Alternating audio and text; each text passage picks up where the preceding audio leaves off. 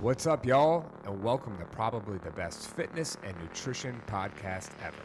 We know there's a ton of wellness information, but we also know that by learning to optimize your nutrition, fitness, recovery, mindset, and relationships, that you'll feel more human than ever. That's why we take fitness and nutrition seriously, but not ourselves. So turn up your volume while learning, laughing, and crying with us. Make sure to follow us on Facebook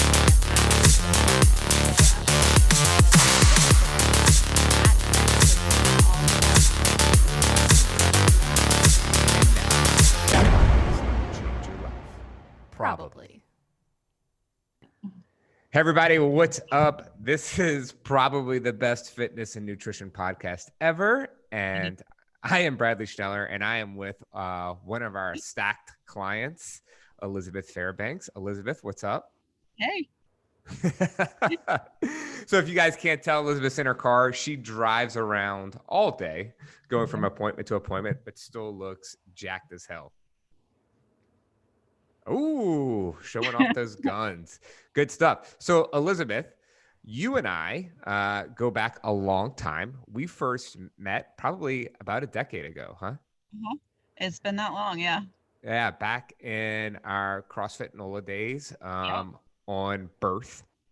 Yep. In the tiny little box. No, I actually started at the first one, the 2-car garage. Oh, I wasn't there yet. I didn't join until they moved around the corner to Birth Street. And that's where I drank the Kool-Aid and fell into the CrossFit spell for a long time. Before we jumped on here, kind of like you were telling me what got you started into CrossFit, and if you could share that for everyone, I'd love it. Yeah, so I knew a guy that started CrossFit. I knew him. I was we were both in our early 20s, and he went off to a deployment. I knew him as kind of a partier before he went off. So he was a little chubby, drank a lot, had really bad sleeping habits, and like not sleeping around, but or maybe, I don't know. So he came back from this deployment and he was jacked, and I was like, God, what's that guy doing? And around about that time, I was graduating college and I really needed some friends, and I knew that I needed to get in shape. I didn't really have any kind of fitness background before. I had dabbled-ish in sports, but was like not really good at anything. So I drank the Kool-Aid, went to CrossFit NOLA, and had a wonderful experience. Asked Jeff at my first fundamentals class if I really had to do the workout. And he was like, well, no, I mean, I guess you don't. And I hated it and I loved it. And I think the next workout I did, I cried, and I knew that I had to get good at it. And so I spent 10 years trying really hard to get good at CrossFit. I don't know that you ever get good at CrossFit, right? Like you just... You do. I mean, Jeff went to the games. Lots of people go to the games. I feel though, like the better you get at CrossFit, the harder it gets. Oh my God. Yes, for sure. I love it though. And you keep leveling up, and everyone else levels up too. And you get... I remember I think I had a Subaru because I was going through an entire like thing with the BP oil spill. And I'm like, I don't want to drive my 4Runner anymore because I'm like gas guzzling stuff. Now I drive a truck, whatever. Yeah. So I got a Subaru with better gas mileage, and I used to get in the car. And after about 6 months into CrossFit, like my center console was black. Oh yeah, for sure. And I remember used to going, like I would go to the grocery store or something after class, and my shirt, like I had one of those, the very first like CrossFit NOLA, like white shirts with the hurricane on it. And it was just... You had your Innovates on too. I had my Innovates on. Yep. And my shirt was black. And I used to be like, yeah, what's up? I'm dirty. I just came from working out. Right. Exactly. It was so cool. And now I completely shower like in the bathroom. I'm like scrubbing everything before I leave. Like that you could even make it to the grocery store. I had a lot of workouts where it was like, oh, I'm just done. Well, I would sit in the car for a good 30 minutes and recover. Yeah. That is size and a pre-made paleo kit, nuts and berries. So tell me a little bit of that. Tell me how, like, over the course, and not right now, but how did fitness evolve for you and nutrition evolve for you over that time? So when I first started CrossFitting, I had dabbled in nutrition a little bit. At this point in my life, I have some nutrition background, right? Some health and fitness background. At that point, I didn't have any. Hmm. I had lost a lot of weight between the time that I was, I guess, 19 until we're talking starting CrossFit, I was 25. And I had lost about 80 pounds doing I had this book that I found at my mom's house, and looking back at it, it was preliminary macros, really. Okay. A flip book of, this is the protein you're going to pick, this is your carbohydrate, this is your vegetable. Do you remember the name of the book? No, but if I saw it, I would. She probably bought it on an infomercial. Okay. So that was my first introduction to anything nutrition. Before that, like, all my life, I ate whatever I wanted. My parents didn't care. They didn't know any better, I don't think. Anyway, and I lost a bunch of weight doing that. I didn't exercise at all in that period. I maybe did like some air squats to the couch. Like, that was my fitness level. I walked. And so when I started at CrossFit NOLA, they were starting a paleo challenge. And so I tend to go all in, right, with anything. And I'm like, well, I'm going to win this paleo challenge. I'm going to do a Whole30. I knew nothing about nutrition except that I was going to win the fucking challenge. That was just it, right? So I went all into Whole30. Everybody else is still eating like beans and rice because that was part of the paleo. Maybe not rice. Can you tell everyone what the Whole30 is for those who may not know? So Whole30 is basically an elimination protocol. So you learn a lot about yourself when you do a Whole30. I want to say paleo in the strictest form, but the premise of Whole30 is not necessarily to lose weight. A lot of people do, but the point of it is to eliminate things from your body and then reintroduce them in. So you're basically eating meats. They prefer that you're eating, wild caught, grass fed meats, and then you're eating nuts, fruits. At the time, there were no white potatoes included. I think they have started including white potatoes into their thing. But basically, you're eating whole foods. Yeah, people tend to lose weight because there's just so little fucking options. Right, exactly. Yeah. But I do recommend, everyone do an elimination diet at some point in their life, just because you learn a lot about yourself. And if you do it for real and with the proper protocol on reintroducing things back in, you can get a really good feel, especially if you're journaling throughout, of how you feel with each reintroduction of food items. I totally agree with that. And I learned a lot about myself during that period and other Whole30s that I have done over the last decade because of the elimination factor and the inflammation that I can feel in my body. And, people laugh at me because I'll say, I can feel it, I just feel off. And those are people that have never done any elimination, because you truly can feel it. If you are someone that doesn't tolerate soy and you eat just a tiny amount of soy sauce, you kind of feel like you might want to die. Yeah, it's crazy because I can actually feel if I ate too much bread, or like last night I made a bunch of Kodiak stuff. I made a Kodiak muffin bundt cake. I made a Kodiak protein balls, and I had like a little piece of each, and I could just feel like the sugar and sodium contents in my stomach all morning. It's truly bizarre. See, I can't get down with the Kodiak stuff because if I'm gonna, I don't want my protein mixed in something else. I want to feel like I'm eating my protein. I feel that. I got a lot more calories than you. Right, you do. All right, so go back. So you're in the Whole30 and you're crushing it. I'm crushing it.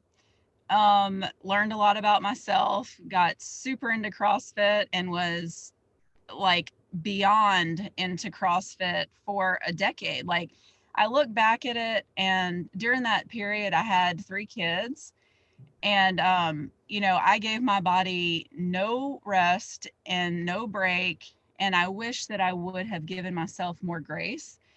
I mean, I was like 2 weeks postpartum and I was back in the gym. And you know, I don't know what I was chasing, like thinking about it. I knew that I wanted to look a certain way. I had fun doing it. Like that was a lot of it. I had fun.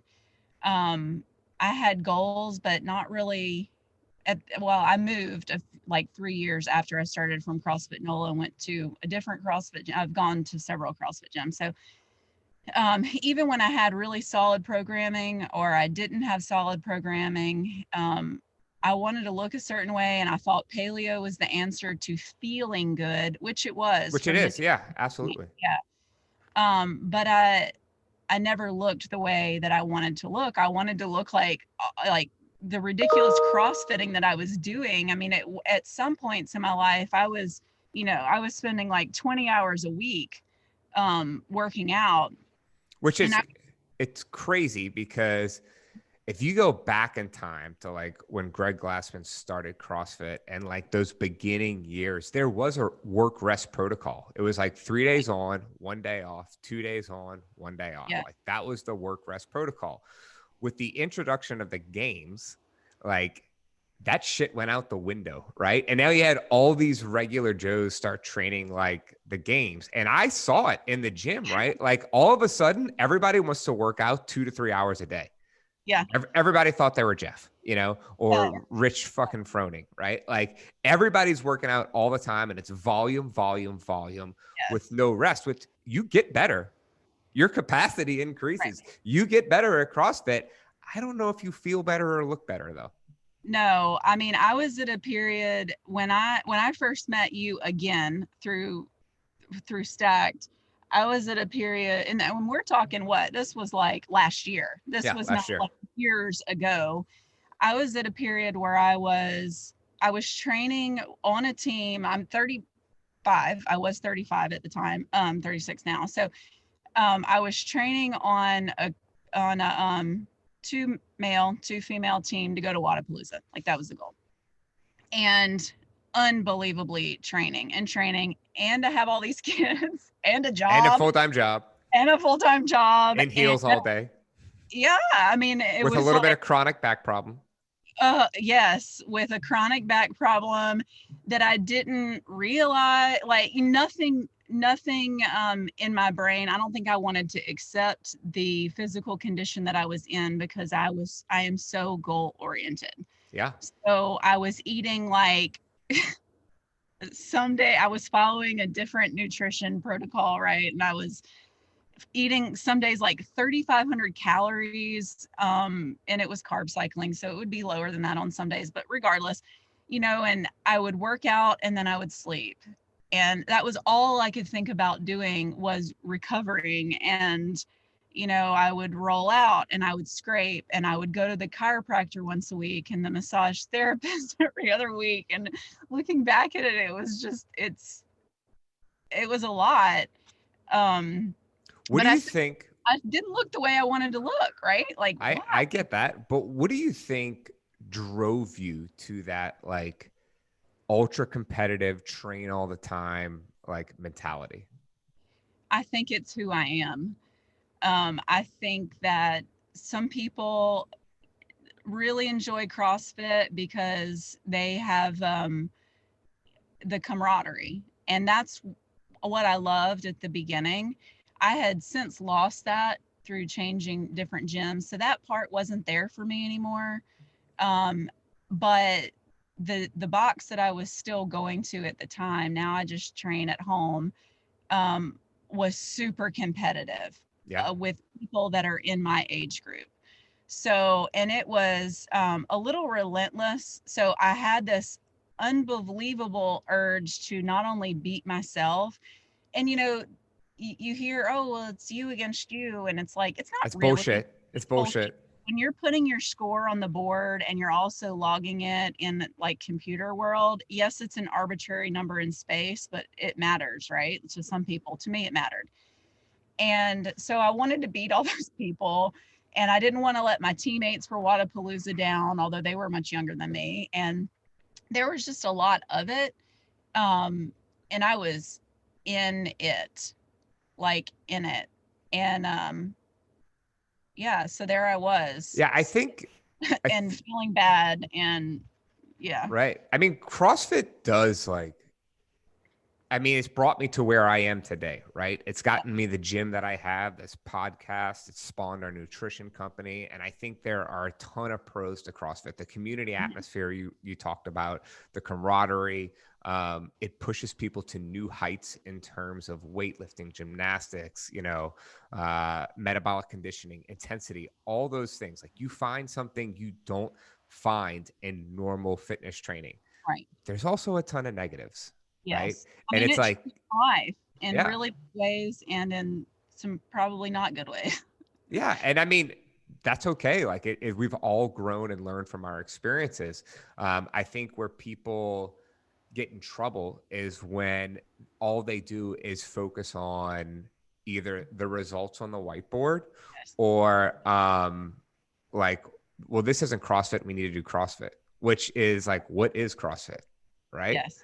Well, it's constantly varied, functional movement over broad time domains, right? Something along those lines. I forget, but something along those lines. But anyway, CrossFit as a methodology is fantastic. Like, I find often too many gyms, and I say this all the time, practicing CrossFit, right? Which is like benchmark WOD after benchmark WOD. Let me throw in a hero WOD this Saturday, back to named WOD, named WOD, named WOD, named WOD. And you know what you get really good at? Practicing WODs. That's it. Yeah.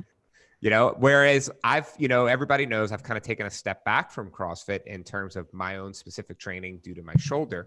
And I've just been doing a lot of strict tempo work, weight training, et cetera. And every now and then I'll do some conditioning to keep with it. I jumped in a workout yesterday. I haven't done a Metcon in months. Okay. And cut the next person's time in half. Mm-hmm. So, like, you don't have to practice CrossFit to be fucking good at it.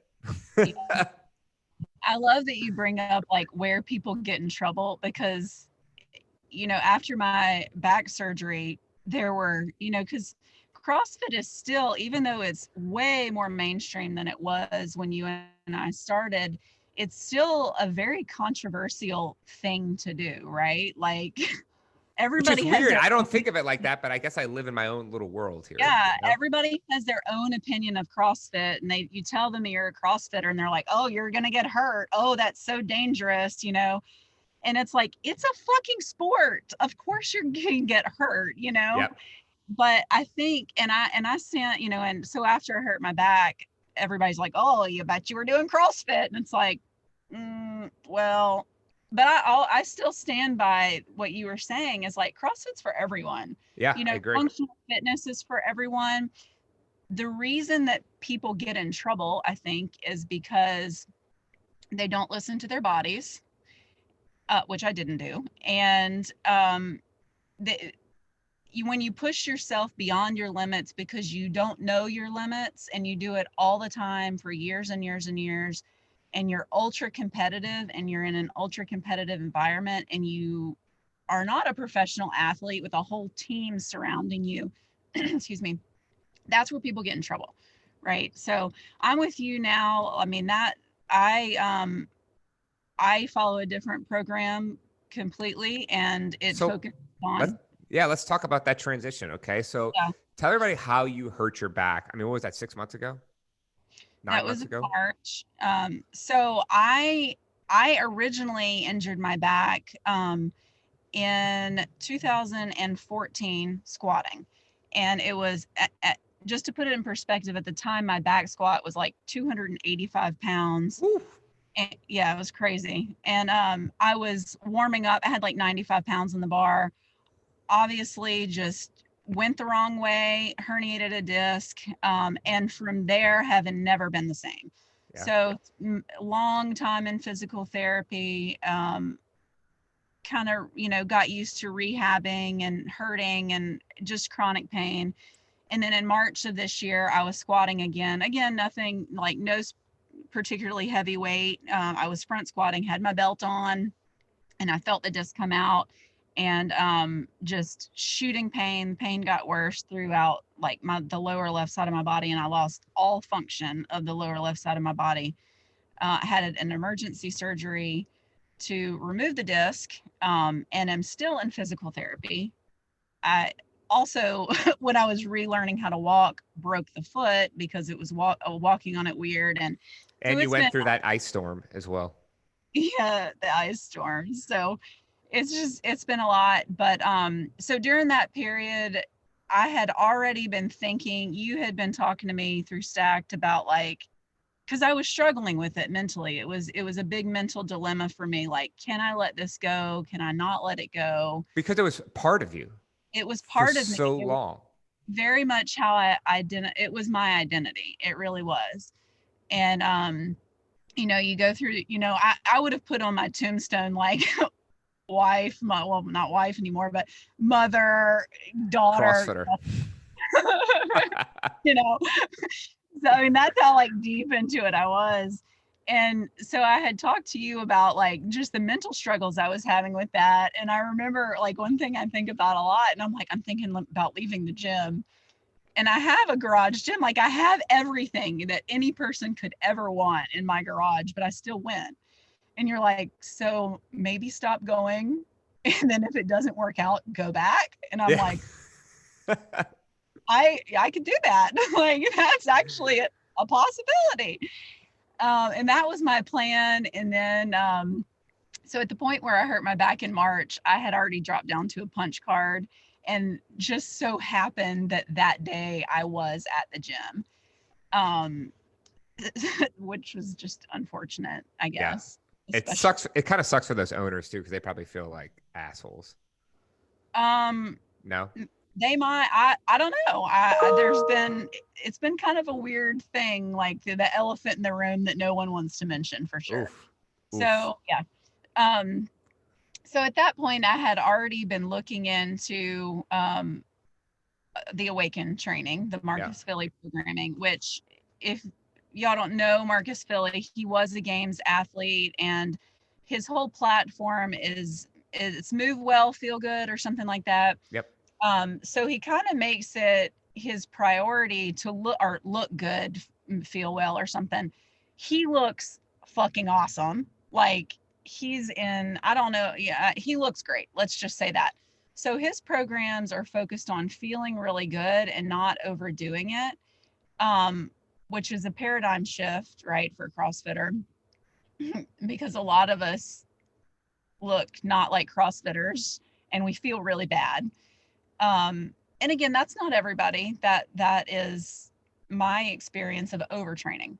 Right. And so I injured my back and thought, okay, well, I'm going to start this now.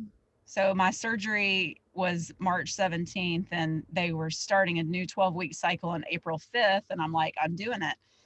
And the paradigm shift there for me was like not overtraining. And I did the first things, the first days of programming, weeks really. And I felt like I did nothing. Of course, I was still recovering from surgery, but still, like I'm used to dying and leaving it all out there. And there's none of that. And the physical difference that I've seen in myself is like tremendous. A lot of it nutrition through Stacked, but a lot of it is, focusing on the accessory work and building different foundations. And I want to say that he calls it Awaken because you're awakening different muscles that you're not used to using. And that is truly the case. Like I'll be sore some days in muscles I really didn't even know that I had. And it's just really been tremendous. How do you feel? Like, how do you feel? Yeah. Amazing. Yeah. I feel like I look better than I have ever looked. I know that I look better than I've ever looked. And I feel better than I have ever felt. And I train probably I still am very committed to 5 days a week, but it's usually an hour to an hour and a half a day. And if I don't have time to finish it all, then I don't finish it all. And I never would have done that in CrossFit world. I would have sacrificed other things. I would have been late for work, or whatever. It doesn't matter. CrossFit was the priority, programming and training was the priority, and I would not have skipped on that. And I would have sacrificed personal relationships. Yes. So over the years, I'm 100% with you. And, I went hardcore into CrossFit like you. I thought I wanted to be on a regionals team and started training like that, which is nuts. It's a great goal. You just have to make sure your lifestyle can support that and match it. Mine did not. Okay. Right. Yeah. But I trained like it. I took time off. I did specifically just Olympic weightlifting for a full year. I did Marcus Philly's program for an entire year. I did kettlebell flows, animal flows, body weight stuff. I've done all this stuff through the years. And the one thing that all of that has taught me is there is no one program that, fits everyone. Right. And so what I try to do, not only in our remote programming, because I write programs for about 10 to 15 of our stacked clients called Stacked and Jacked. It's our Jacked program. And then the way I do it in the gym is I take the best of what I think is the best of every program out there and combine them to fit either the client's needs or the gym needs. The controversial thing about that is if you're coming from another CrossFit gym and you just don't know Rue or you just don't know Stacked and Jacked, you're going to be like, well, what the fuck? This isn't CrossFit. Right. And I got this the other day. And so the reason it was funny, you and I were talking with another Stacked client to be nameless. And my first partner in my first ever competition, by the way. She was actually there with you and I from the start as well. And so the funny thing is, it's not funny, but it's controversial. And you backed it up. Is I said, I don't think that CrossFit is the best training methodology for body recomposition. No, I don't. I think that even your normal CrossFitter that is not competitive, so you want to go to a CrossFit gym and you want to, just get a good workout in. And there are a lot of people that do that. And that's great. But I don't think you ever, in that environment with group classes, with coaches, most of which are level 1, not knocking anybody. I have my level 1 too. Doesn't mean I'm an expert. Right. But when you have a gym and you have a lot of level 1 coaches with no experience, and some of them are trying to write the programming, or whether you even follow a great programming, you're not doing the accessory work because you're crammed into an hour. And that, now that I'm in this space, the accessory work matters. It all matters. The recovery matters. But when you're in chronic inflammation and you're overdoing it, you're pushing yourself too hard, even when you don't realize it, and you're doing super high intensity, and super high intensity is not for everyone. And I knew for a long time and ignored it that high intensity was probably, not the best thing for me, but I was so addicted, I couldn't stop. And it's the endorphins. It's the endorphins. So when you're in that state, right, you hold on to fat, you're always inflamed, you're not recovered, your cortisol levels are through the roof, and you're just really going haywire. I have some friends that have actually lost their hair, from the chronic stress of overtraining and just everything related to the gym, mental stress, emotional stress. And when you're in it, you don't realize how bad it is. Right. Until you do something else. Yeah. So it's interesting because over the years, I've tried to evolve our gym and evolve our programming as new information has come to me. And I think that's a sign of growing. I've never been steadfast. This is the only way we can do this, and we're always going to do this. No. When new information is presented to you, you need to change and grow. And so for some people over the years, they've left the gym because, hey, how come we're not just like slinging weight around and listening to hard ass shit all the time? It's because our training needs to be intentful or purposeful. We need to train with intention. And guess what? You cannot keep doing this for a decade and just expect everything to be cool. Like, it doesn't work like that, Right. Well, and you're always going to PR, and that's the thing that was like, the older you get, the harder that gets. And that's one thing that I have appreciated about Marcus Philly's programming, and like, you just looking at him on Instagram and whatnot. Well, looking at him, yes, on Instagram, but also listening to what he says, is that like, he's been the same weight, the same body composition, the same whatever. He hasn't PR'd in years, and that's okay. And I'm at a place now where that's okay. And if you would have asked me that 6 months ago, that would not have been the answer at all. Yeah. Well, people get into fitness because they want to look good, feel good. Okay. They get into CrossFit because they want to look good, feel good. They find out very quickly that the looking good part requires a lot of extra steps and shit. Right. You know what I mean? And it's easier than that.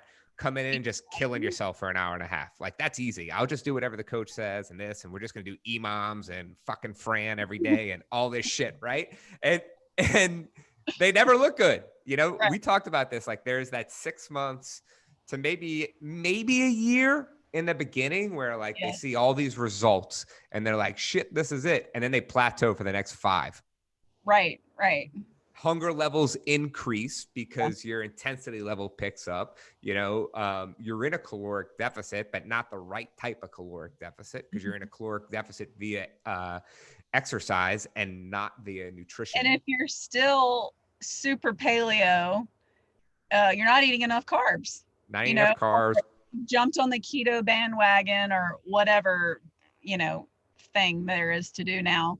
You're always feeling like shit. You never have enough energy because you're never eating enough carbs. Yeah. Now, look, if you want to come in and your goal is like, hey, I just want to move for an hour and like de-stress, and I'm just going to go at like 70, 80% intensity all the time. Awesome. Like, this is perfect for you, right? Like, you're going to have fun. You're going to be around a bunch of people. It's different every time. If you have other intentions or other goals, like, you need to rethink. Like, what type of exercise situation you are in? Is the gym doing the right thing for me? Right. And my gym isn't right for everyone. My gym is absolutely not right for everyone. I switch between barbell cycles and individual limb cycles. I cram a lot of accessory work, and sometimes the Metcons are boring because sometimes they need to fucking be boring. Right? Like, they need to be boring. Everything can't be, we're going RPE 9+ 4 times this week. Right. No. But there are people that still believe that that's the way to do it. Yeah. So how has your body changed since you've given yourself more rest and you've really dialed in your nutrition with Stacked? Well, since I started with Stacked, I've lost, well, depending on the day, lost between, I just came back from vacation. So that's what I'm saying. Your weight is crazy though. You can fluctuate 8 pounds plus or minus it like that in 24 hours. I know. It's funny because some day, and I still have with my back, like really good days and I feel great. And I have some days where I'm just in still a lot of pain. So that's actually the joke the physical therapist made yesterday, because she gave me like a 25-pound dumbbell to do a suitcase carry with. And I was like, which is kind of light, right? And she's like, I don't know what version of you I'm getting every day. Like some days you're really strong and other days you can't move because you're in so much pain. I'm like, no, I know. I don't know what version. Yeah, you should see my weight, right? Like 8 pounds in a day from having a iced tea. I don't know. That's funny. It's true. So the way that I look now is I look fucking awesome. Yeah. So I'm stacked and jacked and lean. And I remember showing you a picture, and I'm not one that like looks at other women's bodies and is like, I want to look like that. Like, I think everyone is individual and wonderful in their own way. Of course, I'm a super critic of myself, but I saw this lady's legs on, I don't remember where I saw it, Facebook, Instagram, somewhere. And my upper body had already looked more defined than hers, and my abs were cut like hers, but her legs looked great. And they weren't like super ridiculous. They were muscular, but they weren't like bodybuilder. There was Right. something about them. And I sent you that picture and I was like, that's what I want to look like. And that's when you said, well, is your training getting you where you want to be? And that was the first, I was in like pre-contemplation for a while like that. Like, I don't know. I guess I had never thought about that really. Yeah. And so the difference between, or the changes that I've seen from losing the weight, and not just like losing the weight, losing the fat that I didn't think that I could lose or had to lose. And that's a lot of the comments that I get when people see me, or that I tell them, well, I lost 30 pounds or 35 pounds, is everyone says, I would have never imagined that you had 30 pounds to lose. And that was my answer too. Like, right. Like when I started Stacked, I wanted to recomp. Right. I didn't think that I had all this fat that I needed to lose, but obviously I did. So like the combination of Stacked and looking lean and feeling so much better, and following different programming purely for aesthetics. Yeah. How hard was it? How hard was it for you? Because you came in, and I mean from a nutrition standpoint, because you came in with all this prior nutrition knowledge. You've done macros before with other programs. You've done non-macro programs. What was different about Stacked?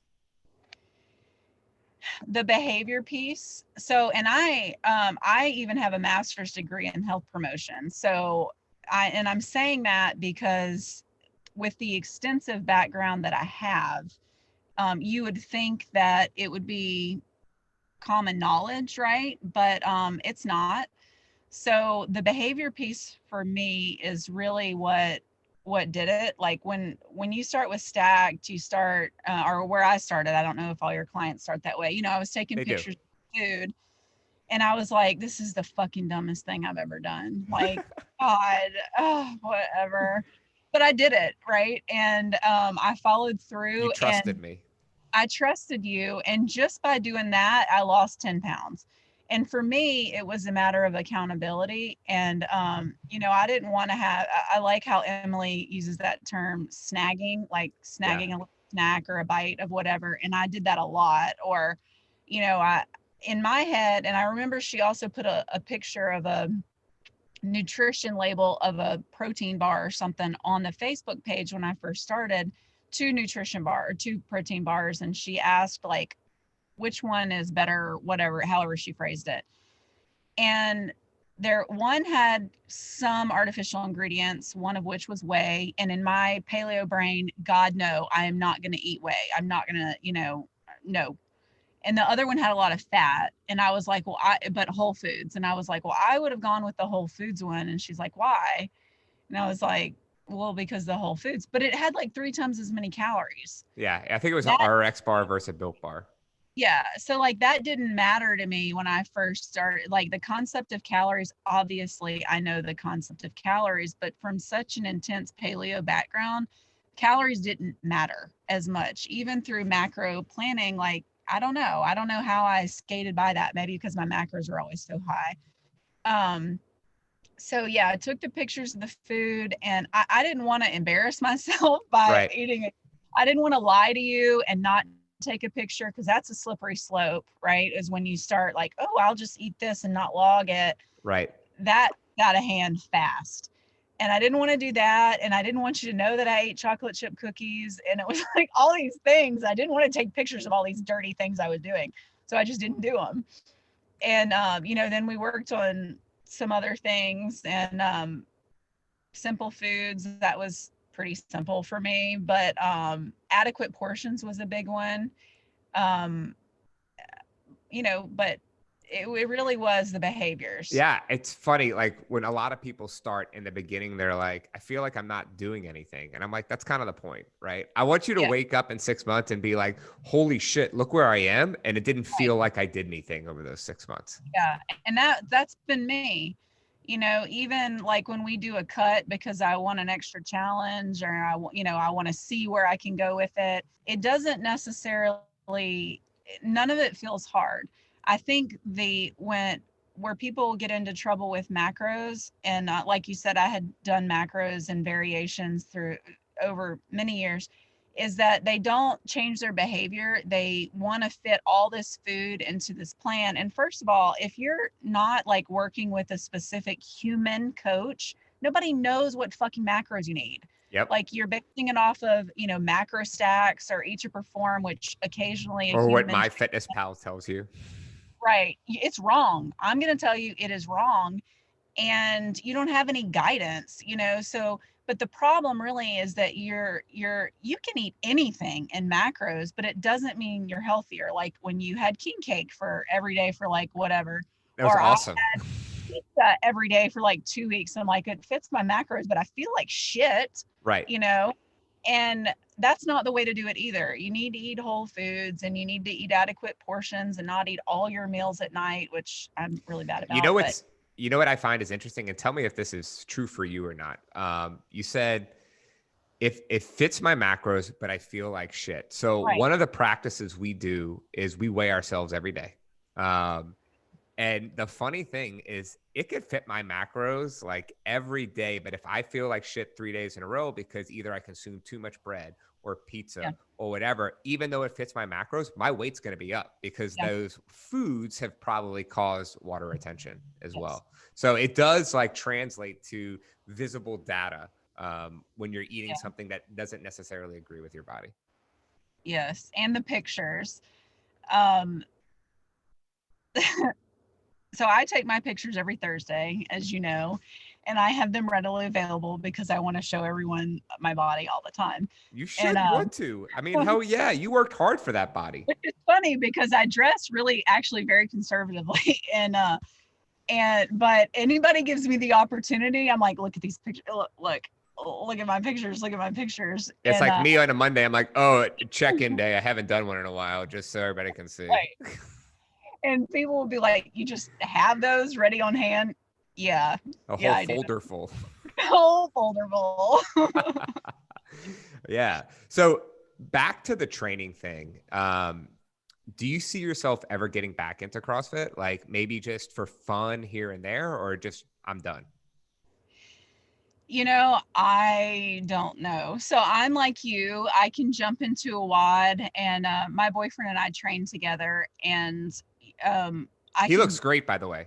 How many pounds has he lost? So he's lost about 25 pounds too, and that was not intentional at all. So JC is 48, and he is not a stacked client, but I am. And he reaps all the benefits of it through me, because he called it secondhand smoke secondhand smoke effect for sure. So the only change he's made is that he allows me to prepare most of his meals. He travels a lot, so he makes healthy choice. He'll text me and say, what should get on the menu? And, I'll kind of guide him through there. He plays around with tracking things in MyFitnessPal, mainly for him. What I have him do when he does it or when he feels like doing it is just protein, because he is historically a carb and fat eater. And does not gravitate toward protein. Yeah. So I kind of like, one thing I've worked on with him is just being aware of like how much protein you're eating. So he's lost like 25 pounds. He looks fucking amazing. He's in better shape now at 48 than pictures I've seen of him 20 years ago. And I mean, he has abs and he's built and he feels so good and he sleeps really well, which was a problem for him for a long time. And off of high blood pressure medication. So train together, which is really fun. So I can jump into a WOD. I do that very few and far between now because it's just not as fun for me as it used to be. And smoke it. Smoke it, it, and it feels really good, and I'm so much better at gymnastics movements now because you're lighter and you're stronger, like pound for pound. You know what I mean? Sure.